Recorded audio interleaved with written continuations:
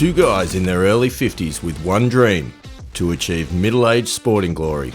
This is the Missing Links Golf Show.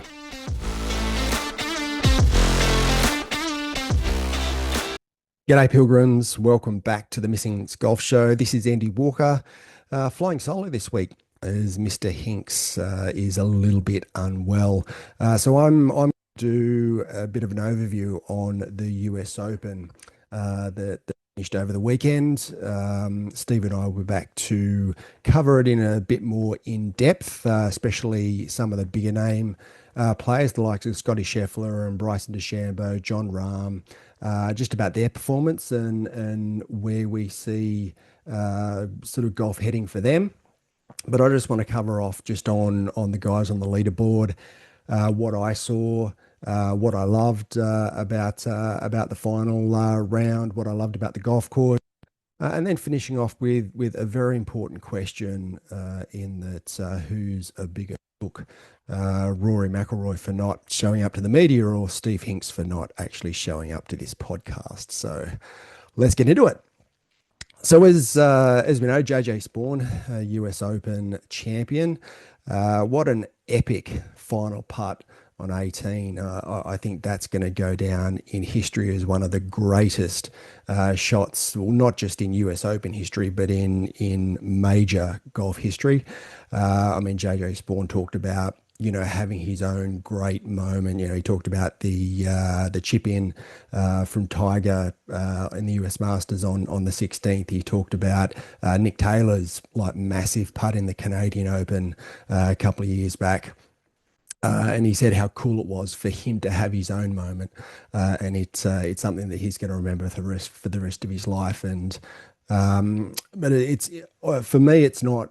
It wasn't just the final putt. I mean, he hit so many clutch shots over the back nine. I mean, you see the tee shot that he hit on 17. I mean, at one point I thought that was going to hit the flagstick. It was it was such a great tee shot that he absolutely nailed straight at the flag. I mean, even his tee shot at 18 was absolutely clutch. So I think there were so many cool moments. But he started the day at -3 in the penultimate group, and he bogeyed the last on in round three. He was in the last group on round three and bogeyed the last to actually drop back into the penultimate group. On day four, he bogeyed 5 out of the first 6 holes, and he did have some bad luck. I mean, I watched his tee shot, his second shot on 2, and I mean that wedge shot he hit into 2 was a really good shot. I mean, he flighted it really well. It was straight at the flagstick, and so much so it hit the flagstick and ricocheted back off the front of the green, and he ended up making bogey from that. I mean, he talked about that. He felt as though that was a 2-shot swing. But I sort of see it, as unlucky as, say, Tiger shot in the 2013 Masters on the 15th, where Tiger hit the flag and it ricocheted back into the hazard. Doesn't happen very often, but certainly in the last round when you're contending for a US Open. I think Tiger's was like round 2, so he wasn't actually contending at the time, but to do it in the last round have that to happen in the last round of the US Open when you're contending, and then just to reset, regather your thoughts, and just accept that as part of the game, I think is really special.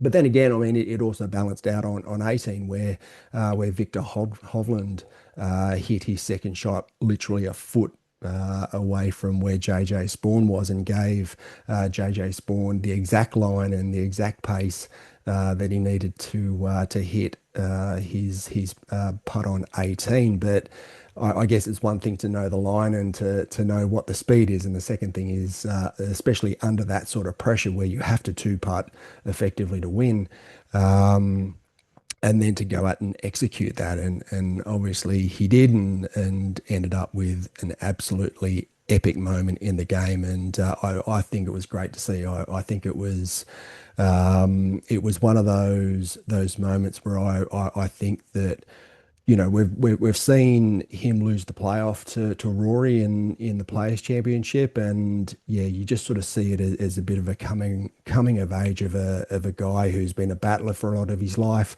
a lot of his career, and yeah, all of a sudden he's put the work in, and he's got the rewards for it. And I think that's really cool to see. But I loved his control through the 4 days. I loved his demeanor. I always felt he was going to be a threat. I watched him in the Players Championship, and he just didn't seem phased by the moment. In fact, he was sort of a roll short of winning the Players Championship on the 18th green. So I felt he was always gonna be a threat throughout the week, and he was always there or thereabouts. As I said, bit of a bad start, bogeying 5 out of the first six. I think the rain delay really helped him reset. He did talk about that he had a shower, he changed his clothes, just because he wanted to just have that reset and come out with a fresh mindset. And I think it's a really good example of coming back from adversity, and just being clutch in the last moments of a major championship, and I thought it was really cool to see. Robert McIntyre, who came in second, didn't really hear that much from him through the week. If I pull up his scorecard, so round one he shot even par. Round two on Friday had a pretty ordinary round at 4 over. Came back with 1 under in round three. And but then in round four really sort of came into his own. And over the last 10 holes, especially in that weather, to shoot 3 under in the last 10 holes or the last 12 holes, I think was really, really special. Certainly, I think he's had plenty of practice growing up, being a Scotsman. It was very, very typical Scottish weather over the closing stretch, and I just you sort of feel as though Robert McIntyre is just he's knocking on the door of a major championship. I mean, he won the Canadian Open last year. He won the Scottish Open last year, and both times with his dad on the bag. I mean, how cool is that to have two wins with your dad on the bag? But you sort of feel as though his time's going to come, and whether that be in the Open Championship. I mean, I think that's probably his main focus, and what the number one tournament that championship that he'd love to win. But also, I don't think he'd knock back any of the others, as I'm sure no golfer would. But one thing I do want to sort of point out with Robert McIntyre, and something that I think was really, really cool, is there was footage of him watching JJ Spawn hold the putt on 18, and he clapped. And he was, you could see he was really happy for JJ Spawn, and he just went, wow. And I think that was such great sportsmanship. And one thing that I think you've got to give a lot of kudos to Robert McIntyre, and I do hope he has his moment. He's certainly got the game for it. And yeah, he seems to have that. Will and desire, and being able to produce the right shot at the right time in the pressure of a major championship. Um, Victor Hovland came in third. Now, look, it's good to see Victor Hovland contending again for big events. He sort of hung around the leaderboard all week. I don't know if I was ever confident that he was going to get the job done. He just he was there or thereabouts without really taking the championship by the neck and running with it. I mean, he had even par on the second nine, but he just got off to a bit of an ordinary start. He had 3 over on the front nine, but then just yeah, it just didn't seem to have the same shots as what, say, JJ Spawn or Robert McIntyre produced. Yes, it was tough conditions. I understand that it was really tough, but I'd love to see Victor Hovland have his moment. and win a major championship, and I'm sure he will. But certainly this week, I sort of feel as though, yeah, he had a good week, and I think he would look back and be happy. He hasn't showed a lot of form in 2025. So I think this potentially could serve as give him a bit of a confidence boost. I know he's trying to get back to his old swing. I mean, he changes his coach probably more often than he changes his undies. So yeah, I feel as though if he just got back to what he does well, and yeah, focuses on the fundamental things that he's always done well. I think he'll do a lot better and contend in numerous major championships over the next 10 years. Sam Burns, look, I like Sam Burns. I would love to see him win a major championship. I feel as though he's got the game to win a major championship, but he just seems to be missing the ability to close it out. I've seen him previously not play well over the closing stretch, and certainly from my perspective, I don't think that he never really looked like he was comfortable out there. Whether he can be actually comfortable, coming down the stretch in a major championship is probably questionable. But yeah, I sort of feel as though he's got a bit of work to do. Certainly, 8 over in the final round. I mean, he had 6 over in his last 10 holes. It's just not going to get it done. I mean, he had a great round in round two. He had 5 under in round two, which around Oakmont is phenomenal golf. So he's got the game. He's definitely got the game. But I feel as though he needs to bring that earlier form into the closing stretch of the back nine on Sunday. And yeah, I still feel as though he's got some work to do in order to get his game to that point. So and yes, I understand he had some bad luck. I mean, you talk about the casual water ruling on 15. Um, you know, I saw a video on X. A guy shortly after Sam Burns hit his shot, he went and tested the ground under where Sam Burns hit his shot from. And look, the ruling on casual water is if you're taking a normal stance and if water comes up, that is casual water. And from what I saw in this video, he probably should have got a casual water relief, but two officials said no. I guess you've got to accept that that's part of the rub of the green. And yeah, it was unlucky because you saw his second shot was a result of the fact that there was water on the ball. And water got in between the club face and the ball. And yes, it was unlucky, but did that cost him the US Open? I don't think so. I think there are other contributing factors as well. I mean, you look at the double bogey he had on 11, where he hit a pretty poor shot, you'd have to say. I mean, he was just in the rough on the right-hand side of the fairway, and he hit a fairly poor shot into the grassy slope of the front bunker. Again, probably a little bit of bad luck that it didn't get down into the sand.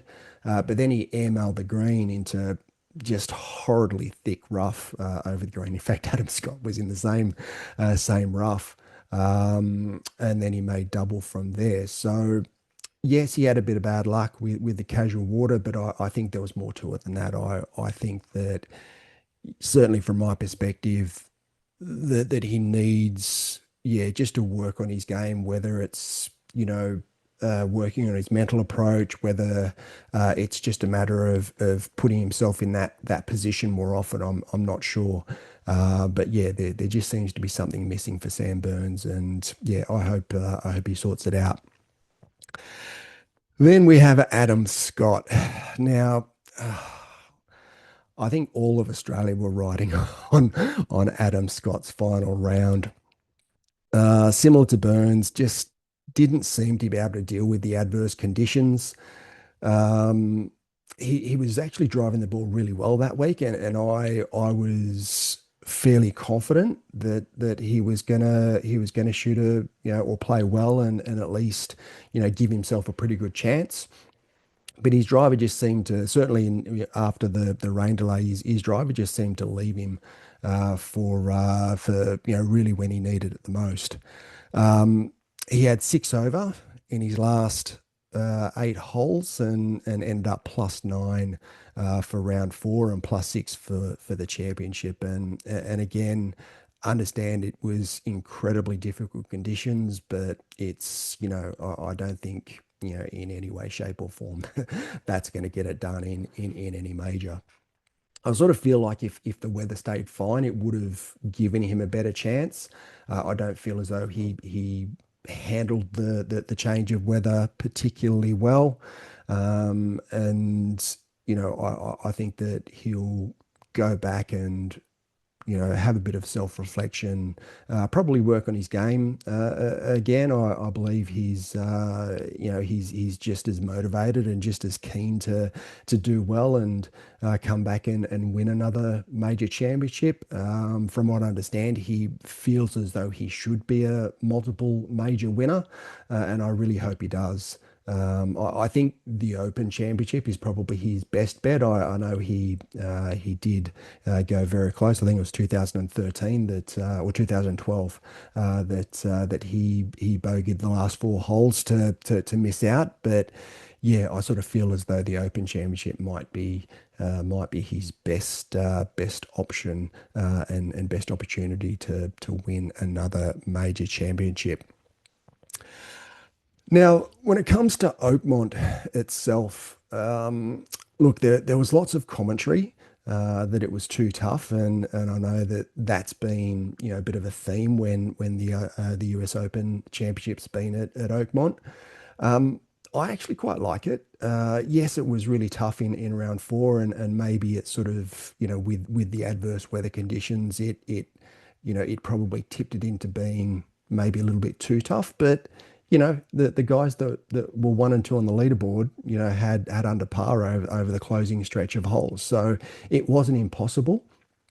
I mean, don't get me wrong, I wouldn't have liked to have played in those conditions. I'm a dry weather golfer, so definitely don't like it when the rain comes over. But if you look at the last two times that the US Open's been at Oakmont, 2016 when Dustin Johnson won, he won with -4. Now there are only four plays under par in 2016. So this year, 2025, there was only one player, JJ Spawn, who was under par. There were four players under par in 2016. However, in 2007, when Angel Cabrera won, there was no one under par. +5 won. So I think that it's the US Open. It's meant to be the hardest test of golf of the year. So for me, I like seeing that just the toughest test of golf. Yes, it's a bit different. It's not the sort of golf course where you can overpower it. Certainly the likes of Bryson really struggled. Rory did make the cut, but again he struggled a little bit. Um, and I have listened a lot to Paul McGinley's take on golf, and he is concerned about how one-dimensional, I guess, golf is at the moment. And I do have a similar view. I'd like to see a lot more strategy and creativity come back into the game rather than just the bomb and gouge game that we see a lot, especially on the PGA Tour. I'd like to. I mean, I grew up watching, Jack Nicklaus and Tom Watson and Seve Ballesteros and even Greg Norman, Nick Faldo. They were all. It was all around strategy. It wasn't a bomb and gouge.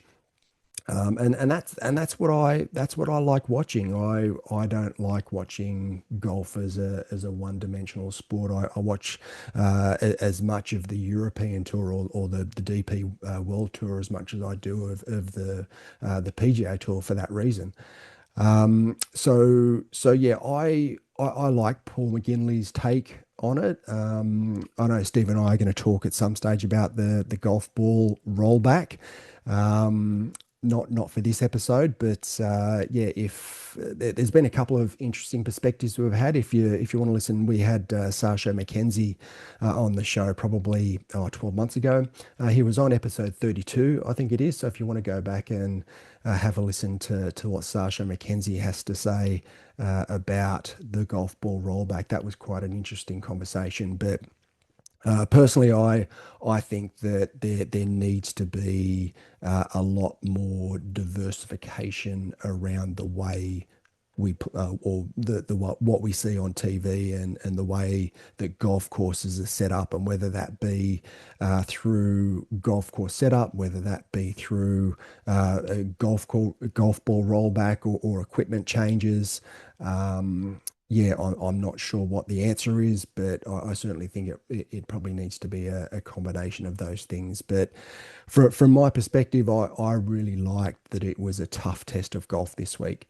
I like the US Open. I think the US Open is it's different. It's not they're never going to be shooting sort of 15, 20 under par. I've said that I think that somewhere between sort of 5 under, possibly 10 under as a winning score is good for a major championship and to test the best players of the world. I mean, in at the end of the day, that's what the major championships are trying to do. They're trying to test the best golfers in the world to see who comes out on top. They're not, well, certainly from my perspective, they're not meant to be shooting 15, 20 under par. And you look at the century, earlier on in the year. I mean, what won some ridiculous 30 something under par won. It was yeah. I'm not a massive fan of the golf course being set up like that, so that you know 30 something under par wins. I'd much prefer a better test and a harder test of golf that will test the best golfers out in the world. Lastly, we need to have a bit of a Rory conversation. Um, I mean, I did say tongue in cheek earlier that whether we find out who's the biggest sook about Rory not rocking up to the media, or Steve not rocking up to the podcast. But in all seriousness, I mean, Rory's had a bit of a love-hate relationship in recent times with the media. And being honest, I don't like his current perspective on the media. It seems very combative. Um, I know that's sort of that's culminated over a number of years. And I know he wasn't particularly happy with the leaking of his driver not being compliant in the PGA Championship. Again, that's probably a bit of a larger conversation, which I won't sort of get into here. But he just seems a bit over it. He seems pretty tired. He seems to me he needs a bit of a break from the game. I think he would do well just to sort of just go, you know what, I'm just going to take some time out. I know the Open's coming up and he's going to want to play in the Open, but I hope after the Open he just takes some time. I don't feel as though he has really processed winning the Masters and becoming a career Grand Slam champion. I feel as though there's still a lot of pent up emotion there that he really just needs to get away from the game and refresh. Um, I did hear his comment that he believes he's earned the right to choose when to engage with the media. Um, I don't agree with it. I actually quite like Brandel Chambly's take on it, and I'm not a huge fan of Brandel Chambly, but his perspective is the media is the conduit to the fans and fans like you and me. I mean, I don't get to go and watch Rory that often. I have seen Rory play when he's been out to Australia. I watched him win the not the US Open, the Australian Open at Royal Sydney when he beat Adam Scott on the last. Um, but at the end of the day, that's how I get to know Rory. That's how we all get to, or the viewers, the TV viewers get to know Rory through the media.